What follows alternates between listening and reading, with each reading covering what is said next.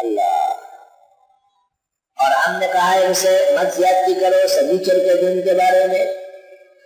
وَأَخَذْنَا مِنْهُمْ مِيثَاقًا غَلِيظًا اور ہم نے لیا ان سے عہد و پیمان مضبوط. اس دن ایک آدمی آیا ہمارا جاننے والا تھا پہلے لیکن پیسوں کے ریلے پیرے کی وجہ سے گمراہ اور بے دین ہو گیا. ایک نااہل و نالائق انسان ہے کائنات کا بدترین آدمی.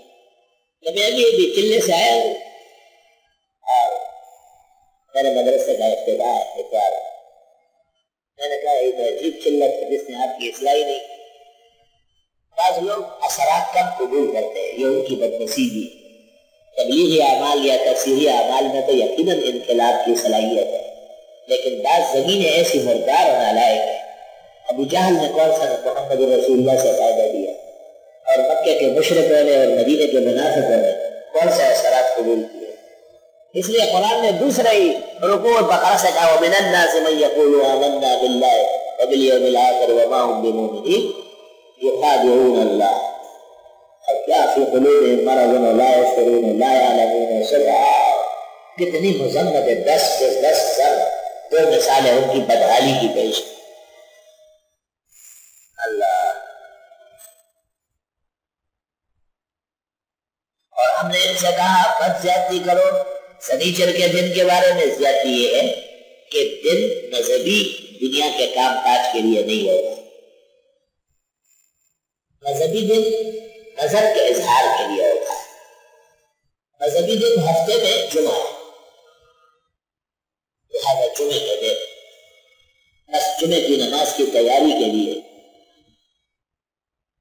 آپ بھی رہے آرام کرے سورہ کاف پڑھے نہائے کپڑے بدلے دفتر نہ جائے دکانیں کم کھولے. طالب علم ایک نکتہ یاد رکھو عصر کی نماز کتنی دیر میں ہوگی 5 سے 10 منٹ لیکن عصر سے لے کے مغرب تک کوئی نماز نہ پڑھے یہ اکرام ہے عصر.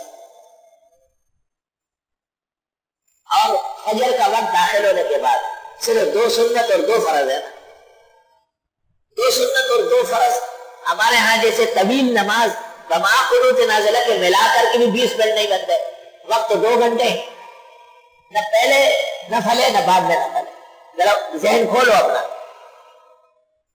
یہ فجر کا اکرام. عید کی نماز 2 رکعت واجب ہے جو قریب سنت موقدہ قدر فائد ہے لیکن الگ تحقیق عید سے پہلے نہ اشراق ہے اور نہ چاشت ہے. نہ مسجد میں نہ پھلے نہ عیدگاہ میں ہے اور نہ گھر میں. اور عید کے بعد مسجد یا عیدگاہ میں منع ہے اور گھر جا کے عید ختم ہے اب جو چاہے پڑھے. یہ عید کا اقرار ہے.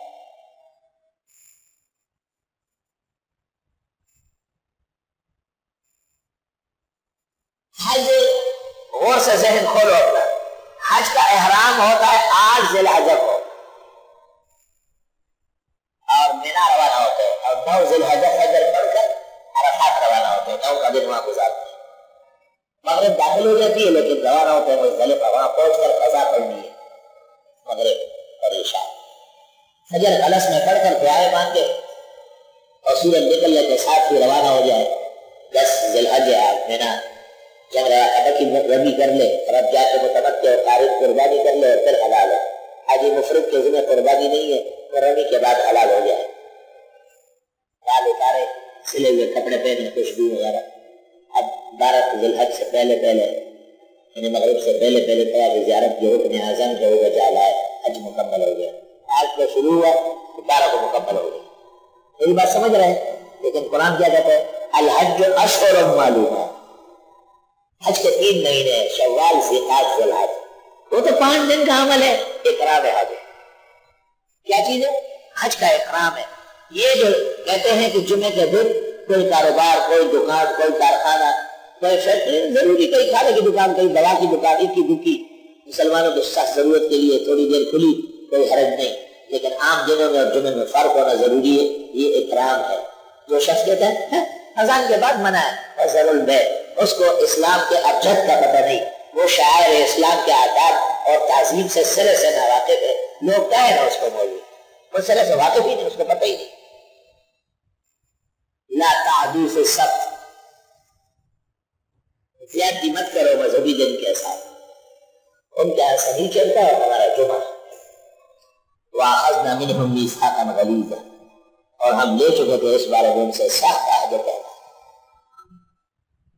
فَبِمَا نَقْضِهِمْ مِيثَاقَهُمْ، بوجہ توڑنے ان کے عہد پیمان کو، ایک یہ جرم کیا، وَكُفْرِهِمْ بِآيَاتِ اللَّهِ، اور کفر کرنے لگے خدائی احکام کے ساتھ، وَقَتْلِهِمُ الْأَنْبِيَاءَ بِغَيْرِ حَقٍّ، اور قتل کرنے لگے پیغمبروں کو ناحق، وَقَوْلِهِمْ قُلُوبُنَا غُلْفٌ، اور کہنا ان کا کہ ہمارے دل پردوں میں بند ہے۔ یہ تمام وجوہات اس لیے پیش آئی کہ انہوں نے مذہبی دن کی توہین کی، بے ادبی کی۔